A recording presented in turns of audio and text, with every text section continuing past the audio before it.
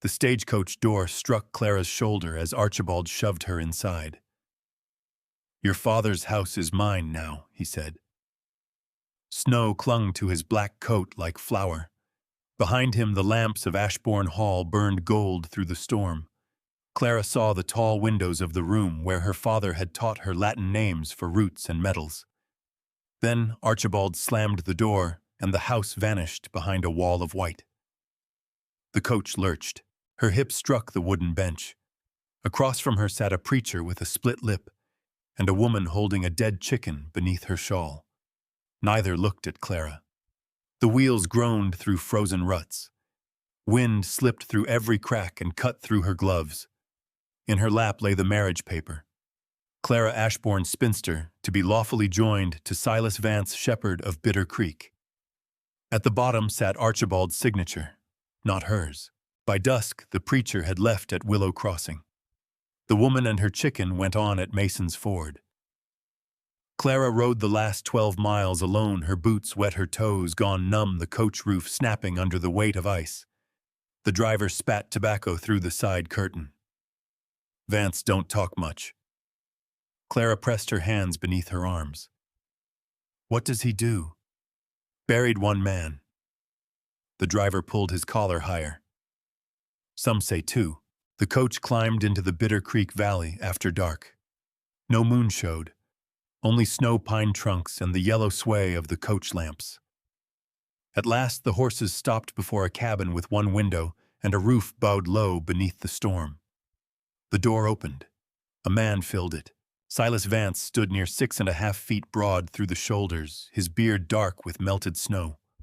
A scar ran from the corner of his mouth into the rough hair along his jaw. He held no gun. That made Clara watch his hands instead. They were empty. The driver tossed her trunk into the snow, paid to bring her, not carry her. Then the coach rolled away. Clara stood in the drift with snow blowing under her skirt. Silas looked at her, then at the road where the lamps had vanished. "You, Clara." Her teeth struck once before she could stop them. "Yes." He lifted the trunk with one hand. "Come in." The cabin smelled of pine smoke, wet wool, and venison broth. A black pot simmered over the fire. 2 tin bowls sat on the table. The bed stood behind a hanging blanket in the far corner. A second pallet lay beside the stove. Silas set down her trunk. "You take the bed, and you the floor." He placed the marriage paper on the table. Beside it lay a pencil sharpened with a knife. "1 year," he said. "You keep your name. You keep what is yours. I touch nothing you do not give. When spring roads open, you may leave." Clara looked at the paper. "Why marry me at all?" His jaw shifted beneath the scar. "Because the law listens to husbands, not women." The fire cracked. Outside, something struck the wall and slid down with a soft scrape. Clara signed. Silas signed beneath her. Then he pushed the bowl of soup across the table. "Eat before your hands quit working."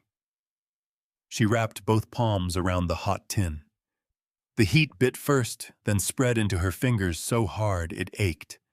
Silas sat across from her shoulders, bent beneath the rafters, saying nothing, while the wind clawed at the roof. He did not look like a man who bought a wife. He looked like a man waiting for a hanging. At dawn, Clara woke to silence. Silas had gone to the sheep pens. Snowlight filled the cabin pale and sharp. She folded the blankets, swept ash from the hearth, and lifted his old buckskin coat from a chair. A paper slipped from the inside pocket. It bore the red seal of the Territorial State Bank. Clara bent to pick it up. The door flew open. Silas crossed the room in 3 strides and tore the paper from her hand. The quiet man from the night before was gone. His fingers crushed the receipt. His chest rose once hard. "You do not touch that again." Silas folded the bank paper twice and shoved it beneath his shirt. Clara still held his coat. A line of snow lay across the floor behind him. His hair was white at the temples where the storm had frozen it. Blood darkened one knuckle. "I was only hanging it by the stove," she said. "Then hang it." His voice stayed low, but the words struck harder than a shout. He took the coat from her and walked back outside. The door shut. Clara stood beside the cold breakfast pot, listening to his boots grind across the snow. She told herself the paper was none of her concern. Then she remembered Archibald's smile when he had pushed her into the coach. By noon, the wind had fallen. Silas had driven the flock toward the lower pasture, where several sheep had begun staggering on weak legs. Clara searched the cabin. She hated herself for it. She opened the flour tin, the wooden chest, and the narrow drawer beneath the table. Nothing. At last she found the receipt inside a cracked Bible under the mattress. Her hands stopped moving. The red bank seal had smeared at one edge, but the words remained plain. Payment received in full. The sum beneath it was greater than the value of Silas's cabin flock and land put together. Debtor Clara Ashbourne. The next lines made the room tilt. Fraudulent withdrawal from Ashbourne Trust. Flight from territorial justice. Warrant withdrawn upon settlement. Silas Vance had paid every dollar. Clara sat on the floor. Archibald had not merely cast her out. He had placed stolen money under her name, then arranged her marriage before the warrant reached Ashbourne Hall. Had Silas refused, she would have been taken from the coach in irons. At the bottom of the receipt, written in the banker's hand, stood one final note. Payment made from the complete personal account of Silas Vance. Balance remaining 43 cents. The paper shook against her skirt. Silas had bought no bride. He had bought back the life Archibald meant to bury. A shadow crossed the window. Clara returned the receipt to the Bible and stood just as the door opened. Silas came in carrying a lamb beneath one arm. He set it near the stove. Its breath came fast and shallow. His gloves were gone. The skin across his fingers had split from cold. Blood shone in the cracks. 2 fingertips had turned the gray-white color of old candle wax. Clara brought a basin to the table. "Sit. I have work." "Sit." He looked at her. This time she did not lower her eyes. After a moment he pulled out the chair. She poured warm water over his hands. Not hot. Her father had taught her what sudden heat did to frozen flesh. Silas's shoulders tightened as feeling returned. Clara mixed pine resin with bear grease from a jar beside the stove. She spread it over each split knuckle and wrapped his hands in clean strips torn from her linen petticoat. "You found it," he said. She tied the last strip. "Yes." His gaze settled on the basin. "I did not want your thanks." "Why? 'Cause thanks can turn into debt." Clara placed both hands around his bandaged ones. "You left yourself 43 cents. That was enough," for what his eyes lifted to hers. "To know you would not die in a cell for another man's sin." Something struck the porch. The sheepdog began barking. Silas rose and opened the door. The dog dragged a stiff lamb through the snow by the scruff of its neck. Blue foam crusted the animal's mouth. Clara knelt beside it. A sharp odor rose through the cold air. Not rot, not sickness, sulfur. She touched one finger to the frozen foam, then stared toward the creek beyond the sheep pens. "Silas," she said, "your flock has been poisoned." Silas carried the dead lamb inside and laid it upon the table. Clara cut away a patch of wool beneath its jaw. The flesh had a faint green cast. She opened the mouth with the handle of a spoon and scraped a little blue foam into a saucer. Silas watched from beside the stove. "What kind of poison I do not know yet." "You said it was poison." "I said the flock had been poisoned. That is not the same thing." She crushed a piece of charcoal, stirred it with melted snow, and touched the black paste to the foam. A bitter smell rose at once, sharp enough to sting the back of her throat. Her father had once shown the same reaction in a college laboratory. Arsenic washed with mining salts. Clara looked toward the window. Where do they drink Bitter Creek? Show me. Silas took down his rifle. No. His hand stopped on the stock. No. If men did this, they may be watching the water. A rifle tells them we know. We need them to think we know nothing. His mouth drew tight. My sheep are dying. And if you shoot the first man you find, Archibald will hang you before sunset. That reached him. He let go of the rifle. They followed the creek on foot. Snow packed inside Clara's boots. Ice cracked under the current, with a low sound like distant boards breaking. Along the banks, dead grass showed in rust-colored patches where the water had spilled before freezing. Silas walked ahead, breaking the drifts. Every 100 yards, Clara stopped to fill a small medicine bottle. The water nearest the cabin was clear. Farther north, it carried a faint yellow stain. Then they found the first dead fish. It lay beneath the ice, its pale belly turned upward. Silas knelt and struck the frozen surface with a stone. When the ice broke, a smell like burnt matches rose from the hole. He looked at Clara. She pointed upstream. Closer. The valley narrowed between black pines. The creek disappeared beneath a shelf of snow, then emerged beside a stand of alder trees.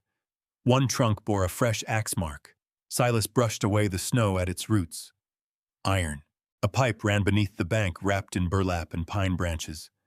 Brown water dripped from its mouth into the creek. Silas tore the covering away. Beyond the ridge, half hidden by smoke and snowfall, stood a row of mining sheds. A stamped wooden crate rested beside the pipe. Elias Consolidated Mining Company. Under that name, painted in smaller letters, were two more. Elias Crow, President. Archibald Ashbourne, Legal Partner. Silas rose. His hand went to the knife at his belt. Clara caught his wrist. Let go, no. They poisoned my land. They poisoned the whole valley. That changes nothing. It changes everything. She forced his hand away from the knife and pressed one of the water bottles into his palm. This can put them in chains. Your blade can only put you in the ground. For a long moment he stared at the pipe. Then his fingers closed around the bottle. That night they spread the samples across the table. Clara marked each one by distance from the cabin. Silas drew the Ridge Mine Road drainage trench and pipe from memory. The fire burned low. My father owned this valley once, Silas said. Elias wanted the creek. Father refused. 3 months later, they found him beneath his horse. Clara stopped writing. Was it an accident? Silas looked into the coals. No horse breaks a man's jaw before it throws him. Clara reached across the table. His hand turned beneath hers, palm upward. We do this my way, she said, with proof. His fingers closed around hers. Then we do not stop. Hoofbeats broke across the frozen yard. The door opened before Silas reached it. Sheriff Boone entered first. Archibald followed, brushing snow from his gloves. He dropped a folded paper onto the table. Tax seizure, he said. Effective tomorrow at noon. Silas opened it. Archibald smiled at Clara. 24 hours from now, this farm belongs to us. Archibald drew a silver watch from his vest. Noon tomorrow, he said. After that, Sheriff Boone puts you both into the road. Silas held the seizure order near the lamp. The county seal was real. The tax figures were not.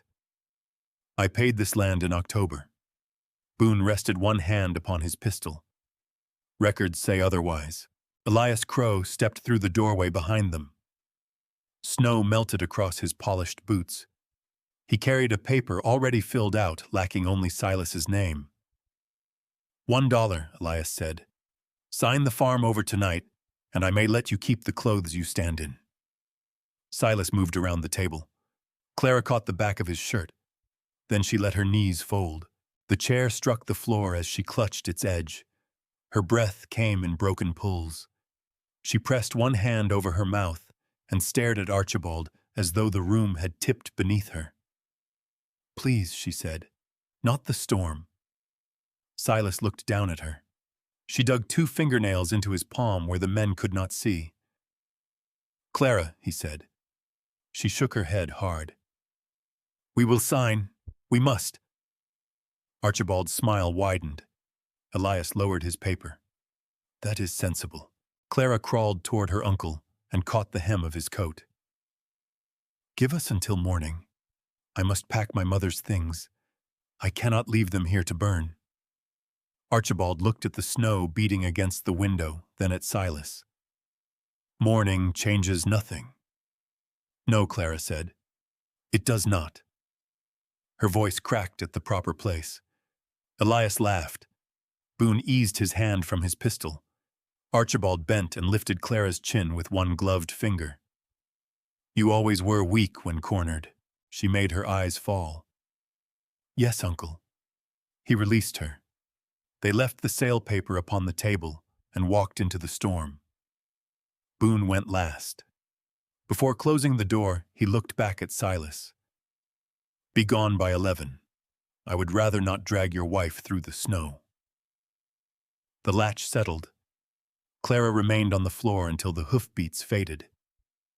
Then she stood. Silas stared at her. "You should have been on a stage. My uncle would have known." She wiped her wet cheeks with her sleeve. "He never believed I could lie." Silas picked up the false tax order.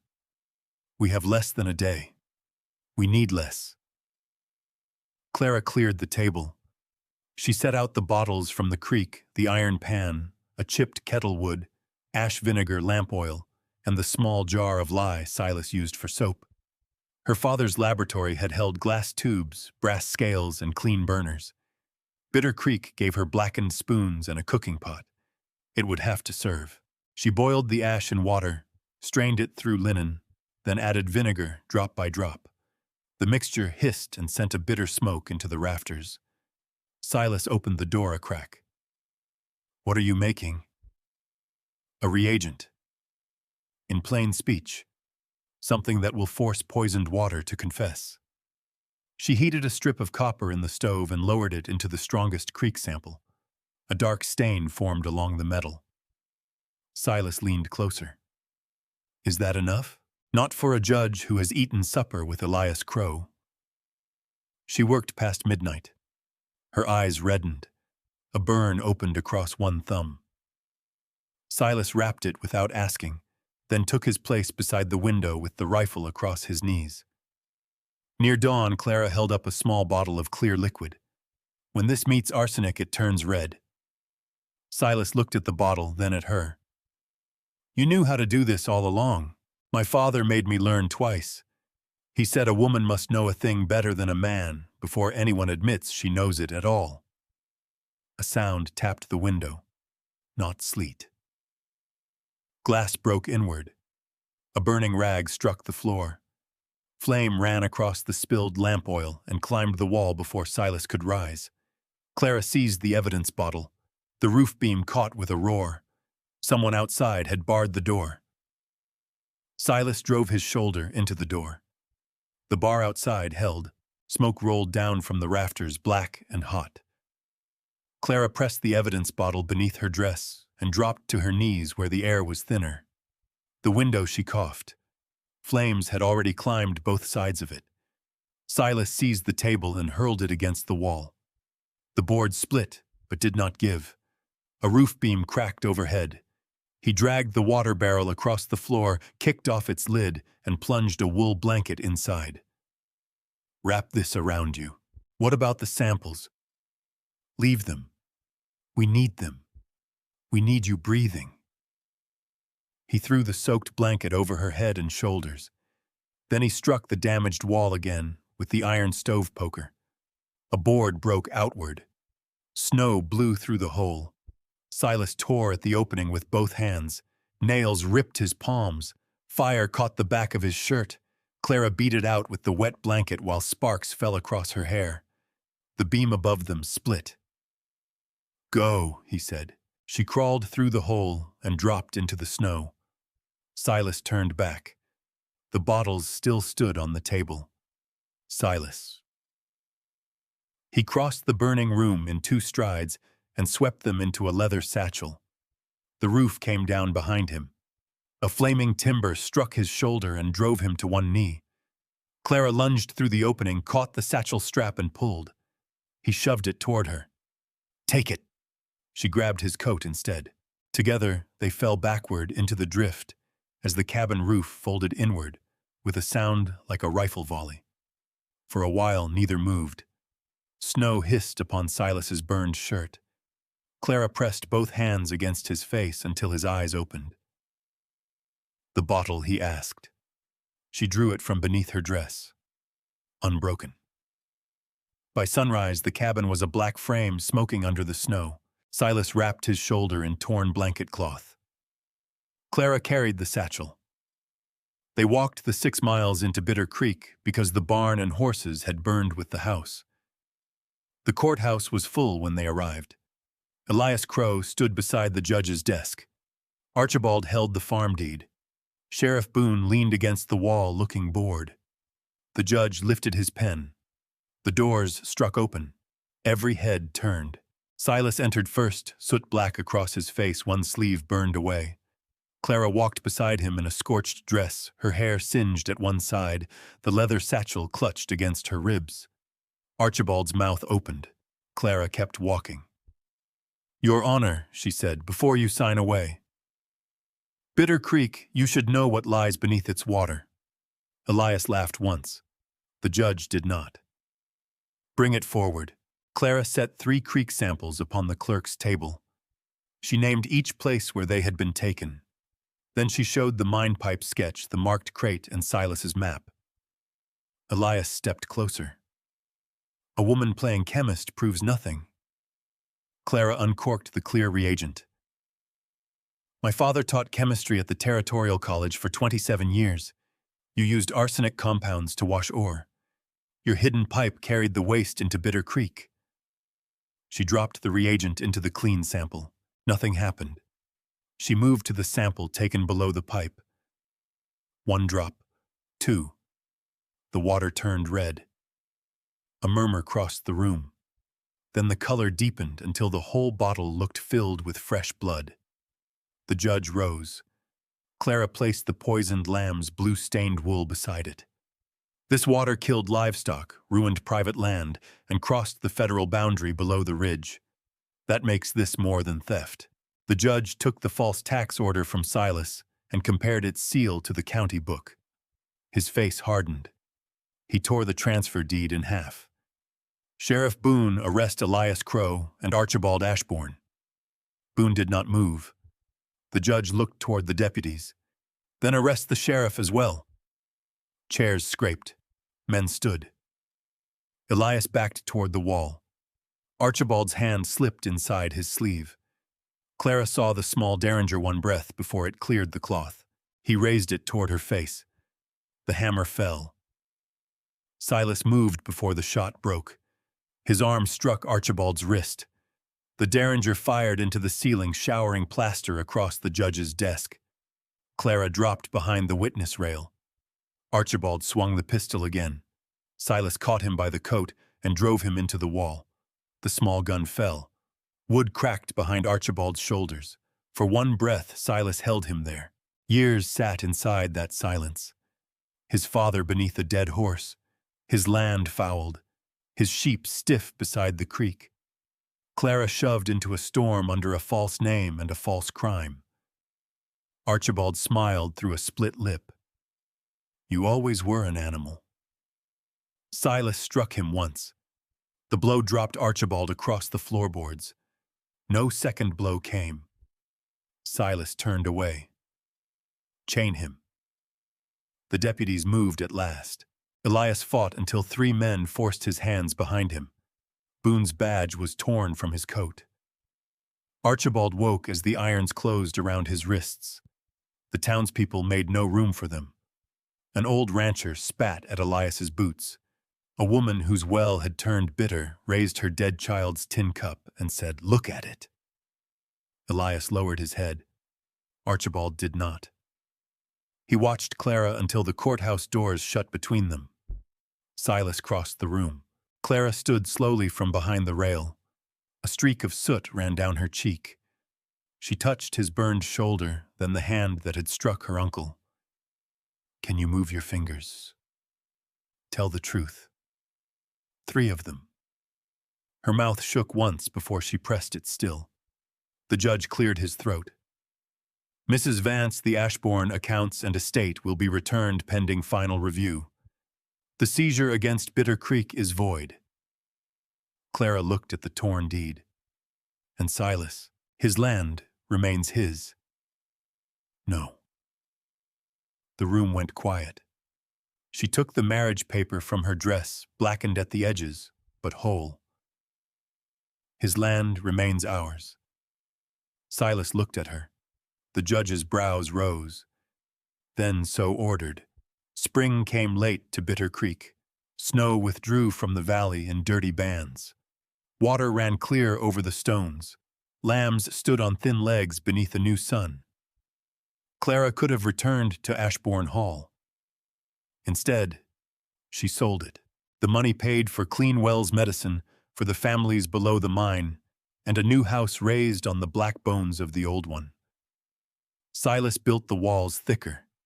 Clara made him add 2 windows. By April, the chimney drew clean, the roof held, and no wind entered unless invited. One morning, Clara stood at the kitchen table spreading apple preserves across hot bread. Butter melted into the crust and ran over her thumb. Outside, the flock moved across green ground. Silas came in carrying split pine. The scar beside his mouth had faded beneath the sun. His shoulder still pulled stiff when rain approached. He set down the wood and stood behind her. His arms came around her waist. Months before, she would have gone still. Now she leaned back against him. "You burned the first loaf," he said. "You ate it. I was near starvation. You had 3 bowls of stew. That was before the bread." She broke off a piece and held it over her shoulder. He took it from her fingers. For a while they watched the sheep through the open window. Bells sounded across the valley. The air carried wet earth pine smoke and apple. Silas lowered his face to her hair. The man who once spent all he owned to save a stranger now held her as though letting go would cost him more. His voice came rough and low. "Thank you for coming home, Mrs. Vance." Clara covered his hands with hers. "I was home the night you gave me the bed." The stove popped behind them. Outside, Bitter Creek ran clear.